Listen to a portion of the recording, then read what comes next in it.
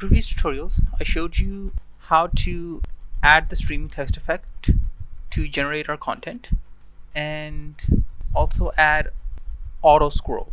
Okay, so that whenever the content started to overflow, it would automatically scroll with the response. Okay, so in this tutorial I'm going to be showing you how we can actually have a conversation with our AI and also how it can remember all of that conversation. Okay, so usually you would add this in a database, the JSON text, but what we are going to do is just do something simple and have the history in our app.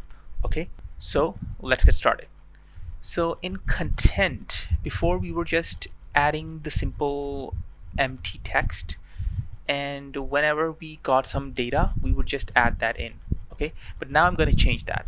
We need to have all of the conversation history in this, so we need to pass that in to our AI, and you have an array for that with objects. So we will create an array for content, or actually, you know what, let me just change this now. Let me just say chat.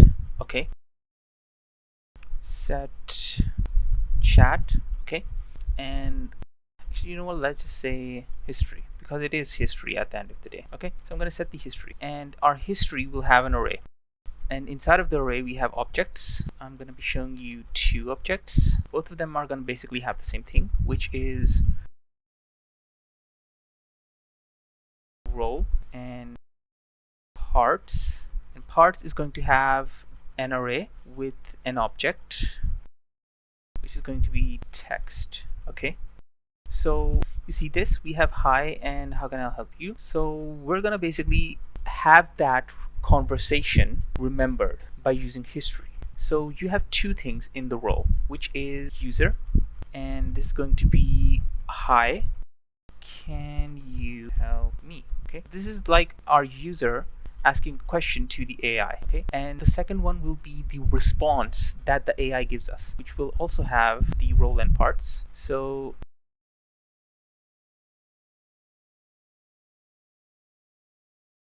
and this will be model, and here will be yes, how can I help you. Okay, and before we give all of this history and everything else, we need to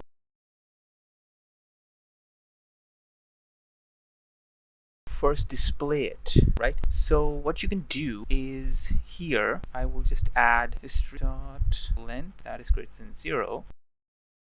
Then I want to do this, which is history dot map.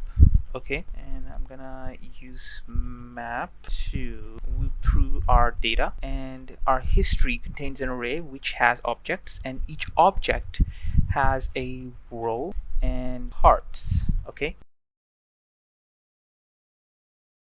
so what I'm going to do here is role is equal to the user. Okay, then what I wanted to do, give me parts 0 and dot text, because this is an array which has text. Okay, this will be the answer that we get back. Okay, so now we need to put this inside of this. So what we're going to do is this, and I'm going to say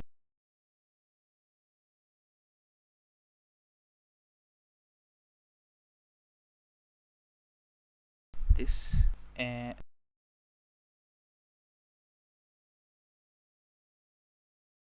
this, and here we are also going to have this. Okay, and this is going inside both these, actually, like this. So what is happening is, when inside of our array we're going to map through this, and we're going to go through each of these, and each of these has a role and parts.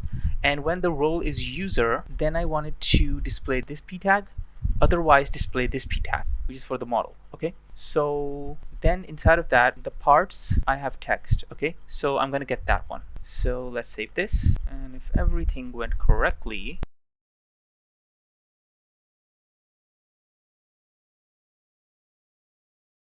I changed this into now history, and this is now set history.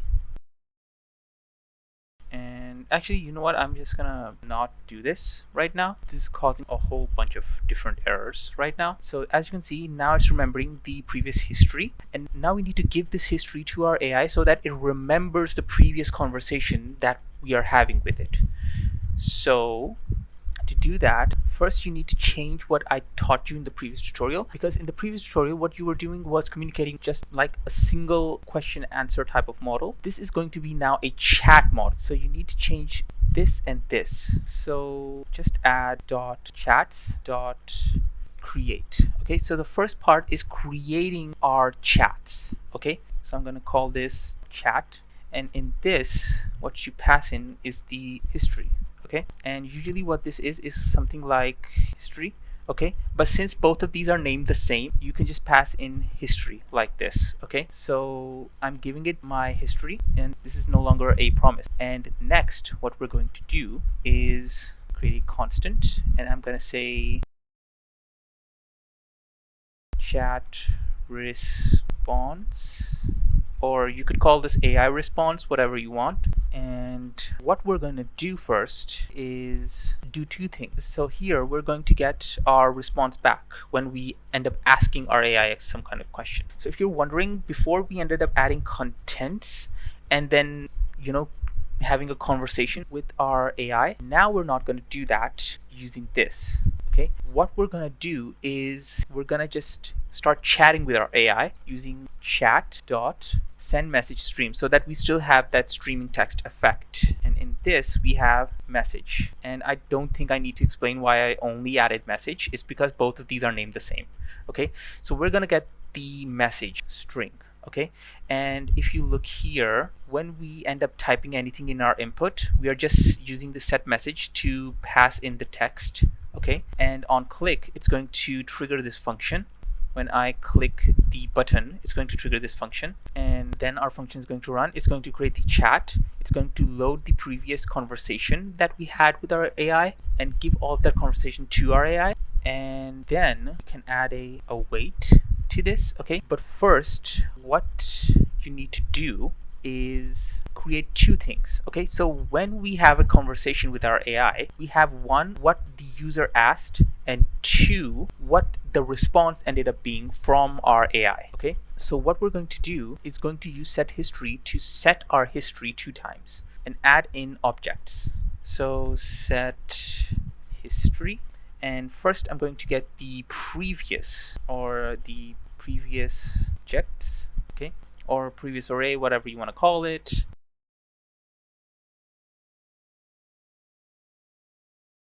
I'm going to say previous history. Okay, so I'm going to get the previous history, and I'm going to spread that into our array that we create again. And this time we are going to create a object, and I'm just going to copy this from here.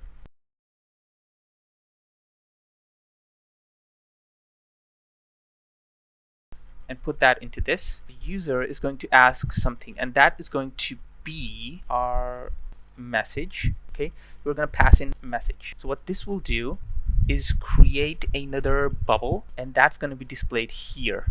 Okay, and it's going to update the state and then display the bubble there. So again, what you can do, I'm separating this. You could combine this if you want into like one array, like adding a comma and then adding the next one for the model into this, but I'm just separating this so that it's clear what I'm doing. So model is going to be the next one, because then we get our response in this model role. Okay, so this is going to be empty in the start. Okay, so that is what we're going to set up. Then we're going to send something to our AI, and then we're going to use this. Previously we just got the previous text and combined all of that text. We're going to do something similar, but this is going to be a little bit complicated as well. Okay, so I'm going to first get this, which is going to be our chat response or AI response, whatever you want to call it. And in this, I'm just going to copy this and call this previous history. And in this, what you're going to do is you want to get all of the array except for the last object, which is this part right here. Okay, so again, the same process. which is the previous history. Okay, and I'm gonna use dot slice. Okay, and 0 basically means the start of the array, and then you can do -1. So what -1 or even -2 or so on and so forth does is that if you have, let's say, 5 objects in this array, if I add -1, it's gonna remove the last one. If I add -2, it's gonna remove the last 2. Okay, so it's slicing off a part of the array. Okay, and just in case this was not clear, it's something like if you had 1, 2, 3, 4, and 5. Okay, and I used -1. Okay, it would give me back the same array but without 5. Okay, and if I used -2, that would mean giving me back the same array without the last 2. Okay, so it's like that. I just wanted to make that clear. Okay, so what we are going to do is add in this again, but this time what we're going to do is get the previous history.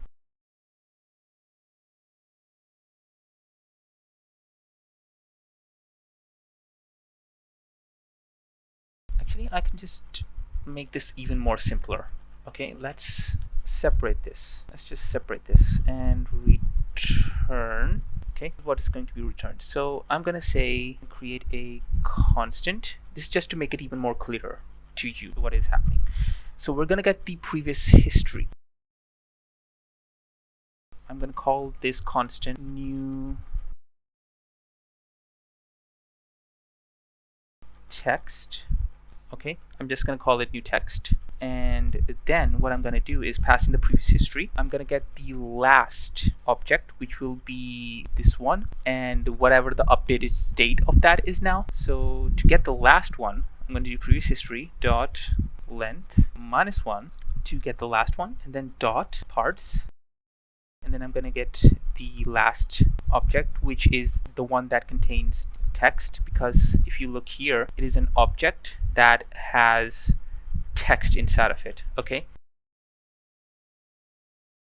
so this is what we are going to add in, but what we're going to do is add in chunk.text. Okay, so what chunk.text is the new response data. So when you do send message stream, what happens is it gives you the first part, and then it'll give you the second part of the data, which is like, let's say I asked it what is AI. It will say AI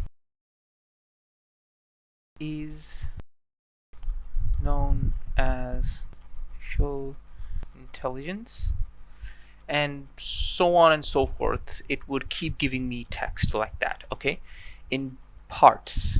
Okay,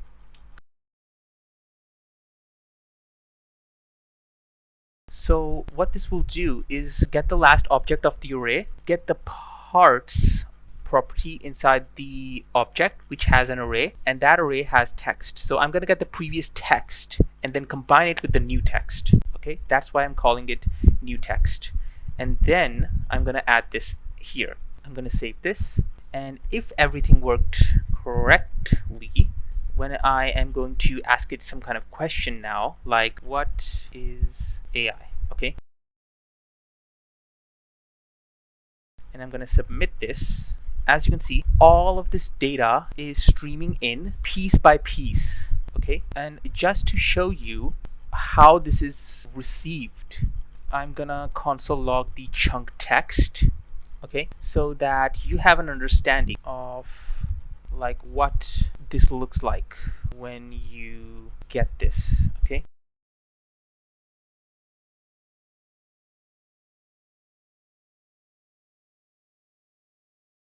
so I'm going to submit this again. See, it's giving me one part, and then the second part, and then the third part.